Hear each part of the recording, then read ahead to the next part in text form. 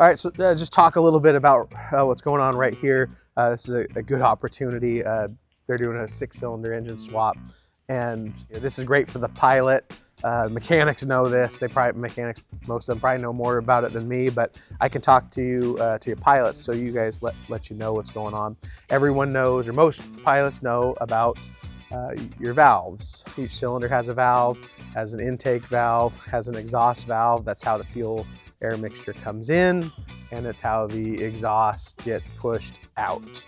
On the Continental turbo 550C, or their naturally aspirated 550N, this is a turbo 550C here, they call these a cross-flow cylinder. So while some engines have one rocker cover per cylinder, these have two. You have an intake and an exhaust, and you'll see that the mechanics here with a little washable paint pen have labeled everything 3I, 3E. So 3 exhaust, 3 intake, so cylinder 3, intake and exhaust. These have these silicone rocker cover gaskets that are reusable. We sell these, APS makes them, love them, use them all the time.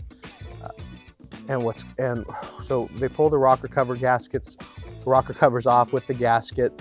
It has the hardware, so these hold the rocker cover onto the cylinder. There's a torque spec on those. They need to be tight, especially with these silicone gaskets. You keep an eye on those, make sure they have the right torque, and go fly it, re-torque them.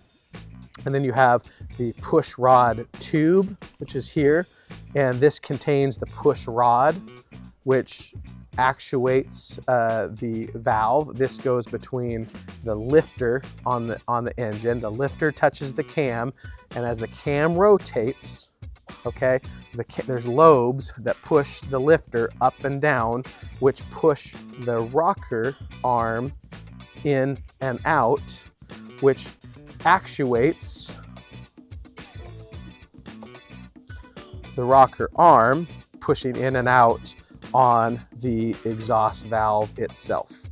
And that's how your engine takes the fuel air mixture in and pushes the exhaust out.